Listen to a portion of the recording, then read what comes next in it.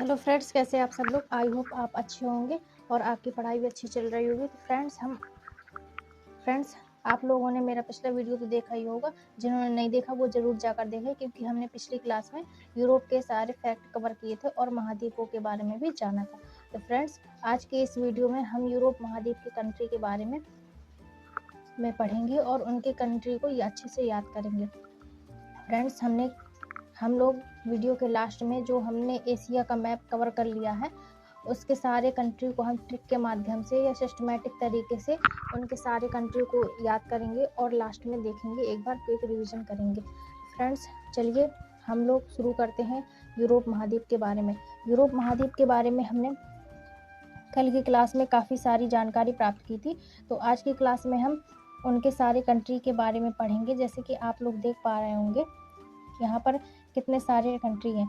यदि हम इस तरीके से इतने सारी कंट्री कहीं से भी पढ़ेंगे रैंडमली तो हम कवर नहीं कर पाएंगे। तो हम सिस्टमेटिक तरीके से पढ़ना चालू करेंगे और जैसे जैसे मैं आप लोगों को एक सिस्टमेटिक तरीके से पढ़ना चालू करवाऊंगी तो आप लोग भी एकदम उसी तरीके से पढ़िएगा, जिससे कि आप लोगों को ईजिली याद हो सके। तो हम लोग बात करेंगे यूरोप महाद्वीप की। तो बेसिक जानकारी हमने कल की वीडियो में प्राप्त कर ली थी, तो आज की वीडियो में हम बात करेंगे नॉर्वे की। इनमें जो जितने देश आते हैं इन सब के बारे में हम बात करेंगे। तो आप लोग नॉर्वे की लोकेशन देख पा रहे होंगे। नॉर्वे की हम लोग बात करेंगे। अब बात कर लेते हैं एक बार, इसे फ्योर्ड तटों का देश कहते हैं। फ्योर्ड तट क्या है? इसे फ्योर्ड तटों का देश कहते हैं। अब फ्योर्ड तट क्या होते हैं, जैसे कि आप लोग जानते होंगे, जैसे कोई नदी जाती है, इस तरीके से नदी बहती है तो ऊपर से जो ढाल होता है या फिर पर्वत होता है, यहाँ से जो ढाल होता है वो एकदम खड़ी ढाल होती है। उसमें नीचे जाने के लिए तो एकदम खड़ी ढाल होती है खाई की तरह, तो हम उसी तट को फ्योर्ड तट कहते हैं। तो ये फ्योर्ड तट का देश है जो कि नॉर्वे है। अब यहाँ पर एक सॉगन नाम का फ्योर्ड तट है। मैं यहाँ पर आप लोगों को लिख कर बताती हूँ। सागोन नाम का एक फ्योर्ड तट है जो कि यहाँ का सबसे बड़ा फ्योर्ड तट है। तो हमने यहाँ पर सागोन फ्योर्ड तट के बारे में जाना।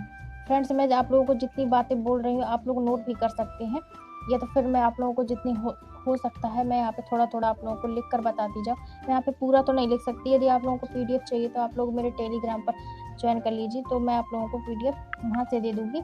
ये तो फिर मैं जितना आप लोगों को बोलती हूँ उतना आप लोग नोट करिए। तो इसे मध्यरात्रि का देश भी कहते हैं। इसे मध्यरात्रि का देश भी कहते हैं। किसे कहते हैं? तो हम नॉर्वे को मध्यरात्रि का देश कहते हैं। इसके बाद हम बात करेंगे मध्यरात्रि का देश कहते हैं। अब इसकी राजधानी की बात करेंगे तो आप देख पा रहे होंगे ये है नॉर्वे। अब ये नॉर्वे है तो नॉर्वे की राजधानी हो जाएगी ओस्लो, जो कि यहाँ पर दिया हुआ है, ये है ओस्लो। इसकी राजधानी हो जाएगी ओस्लो। ओस्लो में शांति नोबेल पुरस्कार दिया जाता है। कौन सा नोबेल पुरस्कार दिया जाता है? शांति नोबेल पुरस्कार ओस्लो से दिया जाता है, जो कि नॉर्वे की राजधानी। और जो 5 पुरस्कार हैं नोबेल के वो स्टॉकहोम से दिए जाते हैं, तो मैं आप लोगों को आगे बताऊंगी। इसके बाद यहाँ पर आप देख पा रहे होंगे ये जैसे नॉर्वे की लोकेशन है, तो यहाँ से एक जलधारा जाती है जिसे हम नॉर्वे की जलधारा कहते हैं। नॉर्वे की जलधारा इस तरीके से जाती है। तो नॉर्वे की जलधारा जाती है और 1-2 जलधारा और इस तरीके से आती हैं। तो यहाँ पर गर्म जलधाराएं आती हैं विषुवत रेखा से होकर, इस तरीके से विषुवत रेखा यहाँ पर है। तो यहाँ से जब गर्म जलधारा यहाँ से होते हुए ऐसे जाती है, तो यहाँ पर जो ये ठंडा एरिया है उसे गर्म कर देती हैं, जिसके कारण नॉर्वे हमारा गर्म रहता है ठंडियों के दिनों में। अब जैसे आप लोग देख पा रहे होंगे यहाँ पर क्या है, यहाँ पर उत्तरी ध्रुव है। अब उत्तरी ध्रुव के कारण यहाँ पे सबसे ज़्यादा ठंडे देश होंगे, जैसे कि आइसलैंड हो गया। यहाँ पे जितने यूरोप के देश है आधे से ज़्यादा कंट्री सारे यहाँ पर ठंडे प्रदेश है यहाँ तक। तो इस कारण से यहाँ पर ये सर्दियों के मौसम में भी गर्म रहता है। तो किसके कारण गर्म रहता है? तो नॉर्वे की एक जलधारा है जिसके कारण ये गर्म रहता है, ज़्यादा ठंडा नहीं रहता है। इसके बाद हम बात करेंगे ओस्लो में एक अंतर्राष्ट्रीय अम्ल वर्षा का जो सूचना केंद्र है वो ओस्लो में स्थापित है। तो ये अभी आप लोगों को याद रखना है। तो ओस्लो से नॉर्वे से हम लोगों को काफ़ी फैक्ट कवर हुए। आप देख पा रहे होंगे यहाँ से इस तरीके से मैंने आप लोगों को एक पर्वत बताया था जो कि स्कैंडिनेवियाई पर्वत है और उसमें 4 देश आते हैं। तो पहला है नॉर्वे, स्वीडन, फिनलैंड, डेनमार्क। तो आज हम इन चारों देशों के बारे में बात करेंगे। हमारा नॉर्वे कंप्लीट हो गया। इसके बाद हम स्वीडन की बात करते हैं। तो स्वीडन में क्या हमें पढ़ना है इसके बारे में हम देखते हैं। तो चलिए, आप देखेंगे कि स्वीडन की लोकेशन क्या है। स्वीडन की लोकेशन ये है, इस तरीके से। ये जस्ट अपने नॉर्वे से सीमा साझा करता है और स्वीडन यहाँ पर है, स्वीडन लिखा हुआ है वहाँ पर। स्वीडन की राजधानी हो जाएगी स्टॉकहोम। स्टॉकहोम में है, जो कि 5 नोबेल पुरस्कार दिए जाते हैं और एक नोबेल पुरस्कार जो शांति का नोबेल पुरस्कार है वो नॉर्वे से दिया जाता है। तो स्टॉकहोम से कितने दिए जाते हैं? 5 दिए जाते हैं। इसके बाद यहाँ का एक किरूना क्षेत्र है, यहाँ का एक किरूना क्षेत्र है जो कि यहाँ का लोहे का भंडार है वहाँ पर। तो किरूना के क्षेत्र में कौन सा भंडार है? लोहे का भंडार है।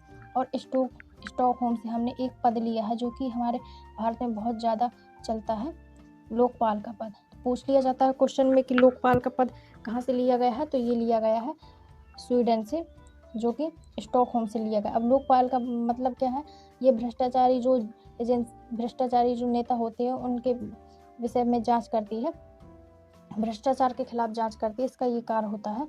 हमारे भारत में लोकपाल का पद है यहाँ पर। और लोकपाल का पद कहाँ से आया है? तो ये स्टॉकहोम से आया है। यह आप लोगों को याद रखना है। इसके आगे हम बात करेंगे डेनमार्क की। इसके बाद ये है डेनमार्क। अब डेनमार्क की बात करेंगे तो डेनमार्क की हो जाएगी राजधानी कोपेनहेगन, जो कि आप देख पा रहे होंगे। ये सबसे छोटा देश है, लेकिन यहाँ पर जो आप देख पा रहे होंगे, यहाँ पर एक ग्रीनलैंड है, यहाँ पर आइसलैंड है, इस साइड एक ग्रीनलैंड था। तो जो विश्व का सबसे बड़ा द्वीप है ग्रीनलैंड, डेनमार्क ने उस ग्रीनलैंड पर कब्जा कर लिया। ये है तो डेनमार्क का किसके ऊपर कब्जा था? ग्रीनलैंड द्वीप पर कब्जा था। देखने में छोटा है, लेकिन इसने दुनिया के सबसे बड़े द्वीप पर कब्जा किया है अभी भी। इसके बाद हम डेनमार्क में एक और चीज़ देखेंगे। यहाँ की एक होल्स्टीन नामक गाय फेमस है। होल्स्टीन नामक गाय फेमस है, जो कि सर्वाधिक पूरे 12 महीने दूध देती है और सबसे ज़्यादा दूध देती है। यहाँ की एक होल्स्टीन नामक गाय फेमस है। इसके बाद कोपेनहेगन में जलवायु परिवर्तन विषय का भी मुख्यालय है। यहाँ पर सम्मेलन होता है जलवायु परिवर्तन का, तो यहाँ पर कोपेनहेगन में है। अब डेनमार्क जो है, डेनमार्क एक जीलैंड नामक द्वीप पर है। जैसे आप देख पा रहे होंगे, ये एक द्वीप की तरह तो है, तो इस द्वीप का नाम है जीलैंड। इस द्वीप का नाम जीलैंड है, जिस पर ये डेनमार्क स्थित है। और ये बाल्टिक सागर की कुंजी कहते हैं। आप देखेंगे यहाँ पर बाल्टिक सागर है, तो बाल्टिक सागर किसे क्या कहेंगे? कुंजी कहेंगे। और यहाँ पर एक सबसे बड़ी झील है, बाल्टिक सागर में सबसे बड़ी झील है, जो कि ओरिसो नामक झील है। बाल्टिक सागर की सबसे बड़ी झील जो कि ओरिसो नामक झील है। तो ये आप लोगों को याद रखना है। तो फ्रेंड्स, हमने अभी तक क्या क्या कवर किया हम लोग एक बार देख लेते हैं। इसके बाद हम चलते हैं एशिया के बारे में। तो हम लोग एक बार देख लेते हैं। ये है नॉर्वे की लोकेशन आप लोगों को देखना है और अपने दिमाग में एकदम रखना है। तो नॉर्वे की राजधानी हो जाएगी ओस्लो। इसके बाद स्वीडन की राजधानी हो जाएगी स्टॉकहोम। इसके बाद डेनमार्क की राजधानी हो जाएगी फिनलैंड। और हमने नॉर्वे से हमने क्या देखा?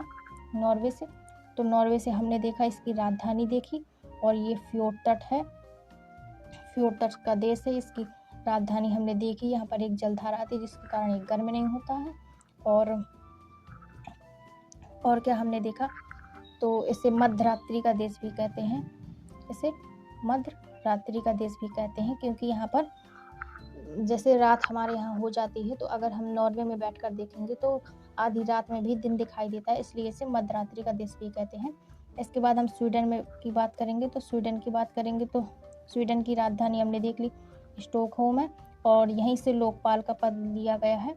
इसका पद लिया गया लोकपाल का। और लोकपाल में वर्तमान में अध्यक्ष कौन है, ये भी आप लोगों को याद रखना है। लोकपाल के वर्तमान में अध्यक्ष हैं प्रदीप कुमार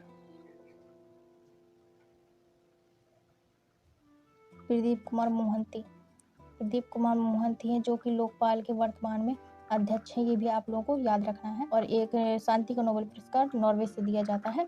इसके बाद हमने डेनमार्क देखा। तो डेनमार्क का कब्जा कहाँ पर है? तो ग्रीनलैंड द्वीप पर। डेनमार्क सबसे छोटा देश है और यह एक जीलैंड नामक द्वीप पर स्थित है। और यहाँ की सबसे फेमस झील क्या है? ओरिसो नामक एक झील है। और यहाँ की एक फेमस गाय है जो कि होलिस्टीन नामक गाय है, यहाँ की फेमस गाय है। इसके बाद हम चलते हैं एशिया की तरफ। अब मैं आप लोगों को एशिया की कुछ कंट्री, जो हमने एशिया कवर कर लिया था, तो इसके बाद हम उसके बारे में पढ़ने वाले हैं, क्योंकि हमने एशिया तो कवर कर लिया था, लेकिन एक सिस्टमेटिक तरीके से मैं आप लोगों को देश बताऊंगी जिससे कि आप लोग ईजिली याद कर पाएंगे। तो पहले बात करते हैं हम लोग सार्क। तो सार्क कंट्री में कितने देश आते हैं? 8 देश आते हैं, जो कि मैंने आप लोगों को ट्रिक के माध्यम से यहाँ पर रखे हैं लिखकर, तो आप देख पाएंगे। ये है मैंने लिखा है यहाँ पर एशियन कंट्री स्ट्रक्चर।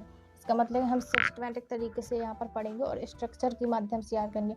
यहाँ पर आप लोगों को याद रखना है सार्क कंट्रीज़ में।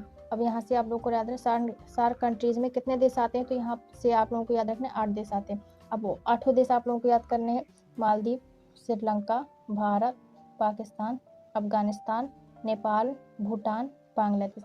तो हमारे यहाँ से कितने देश हो जाएंगे? 8 देश कंप्लीट हो जाएंगे। इसके बाद एशियन कंट्रीज़, तो पहले हम मैप के माध्यम से देखेंगे हमारे सार्क कंट्रीज़ कहाँ पर है और एशियन कंट्रीज़ कहाँ पर है। तो जो हमारे यहाँ से सार्क कंट्रीज शुरू होते हैं, यहाँ से इस तरीके से चलते हैं सार्क कंट्रीज और आकर बांग्लादेश पर समाप्त हो जाता है। तो यहाँ से हमारे सार्क कंट्रीज हो जाएंगे। इसके आगे हमारे चलते हैं एशियन कंट्रीज़। अब एशियन कंट्रीज़ कहाँ से चलते हैं, तो यहाँ से चलते हैं म्यांमार से। Myanmar, Thailand, Laos, Cambodia, Vietnam, Malaysia, Singapore, Indonesia, Brunei, Philippine, Timor Leste, यहाँ तक। तो आप लोगों को यहाँ से याद रखना है एशियन कंट्रीज़। तो एशियन कंट्रीज़ हम एक बार उसमें देख लेते हैं पीडीएफ में। ये देखेंगे एशियन कंट्रीज़। तो मैंने आप लोगों को लोकेशन बता दी। इसके बाद इसमें कितने देश आते हैं? 10 देश आते हैं। ये आप लोगों को याद रखना है कि इसमें कितने देश आते हैं? 10 देश आते हैं। तो यहाँ से हम शुरू करेंगे Myanmar, Thailand, Laos, Cambodia, Vietnam, Malaysia, Singapore, Indonesia, Brunei, Philippine, Timor Leste. तो हमारे यहाँ से 10 देश आते हैं। हमारे कितने टोटल कंप्लीट हो गए? हमारे कंप्लीट हो गए 18 देश कंप्लीट हो गए। इसके बाद 5 देश हमें ऐसे ही रैंडमली याद रखने हैं। जैसे कि मैं आप लोगों को लोकेशन दिखाती हूँ, तो 5 देश हमें वहाँ से याद रखने हैं। जैसे चलते हैं हम लोग मैप की ओर, तो आप देखेंगे कौन कौन से देश याद रखने हैं: चीन, मंगोलिया, कोरिया के बाद ताइवान और ताइवान के बाद जापान। तो आप लोगों को 5 याद रखने हैं यहाँ से। तो चीन, मंगोलिया, कोरिया, ताइवान, जापान। हम लोग यहाँ पर देखेंगे अपनी पीडीएफ में। तो यहाँ पर देखिए आप लोगों को 5 यहाँ से याद रखने: चीन, ताइवान, कोरिया, मंगोलिया, जापान। तो यहाँ से हमारे कितने हो जाएंगे? 5 कंट्री हो जाएंगे। इस तरीके से हम आगे की ओर चलेंगे तो आगे हमारे मिडिल ईस्ट कंट्री, जिसमें कि 17 देश आते हैं। अब देख लेते हैं कि मैप में कहाँ से आते हैं 17 देश। तो चलिए मैप में चलते हैं। अभी हम आ चुके हैं मैप। अब देखेंगे आप कि तुर्की से शुरू होता है। तुर्की, Cyprus, Syria, Lebanon, Israel, Palestine, Jordan, मिस्र, Saudi Arab, Yemen, Oman, UAE, Qatar, Bahrain, Kuwait, Iraq, Iran. तो हमारे टोटल 17 देश आते हैं। तो हमारी लोकेशन इस तरीके से आती है, यहाँ से इस तरीके से आती है और आके यहाँ पर मुड़ जाती है। तो यहाँ से हमारे कितने हो जाएंगे देश? 17 देश हो जाएंगे, जो कि मिडिल ईस्ट कंट्री हैं। यहाँ पर हम देखेंगे अपनी, यहाँ पर आप देखेंगे वही देश लिखे हैं जो मैंने अभी बोले। यहाँ पर तुर्की, Cyprus, Syria, Lebanon, Israel, Palestine, Jordan, मिस्र, Saudi Arab, Yemen, Oman, UAE, Qatar, Bahrain, Kuwait, Iraq, Iran. तो हमारे यहाँ से कितने हो जाएंगे? 17 देश हो जाएंगे। इसके आगे हमारा लास्ट कंट्री जो बचता है सेंट्रल एशियन कंट्रीज। तो आप देखेंगे सेंट्रल एशियन कंट्रीज में 5 देश याद रखें। अब कौन कौन से 5 देश याद रखे हैं मैं आप लोगों को दिखा देती हूँ। यहाँ से आप लोगों को याद रखने हैं, जैसे Kazakhstan, Kyrgyzstan, Tajikistan, Turkmenistan, Uzbekistan. यहाँ से 5 देश आप लोगों को मिडिल ईस्ट की याद रखने हैं, इतने देश। तो यहाँ से हमारे कितने हो जाएंगे? 5 देश हो जाएंगे। अब देखेंगे हम लोग,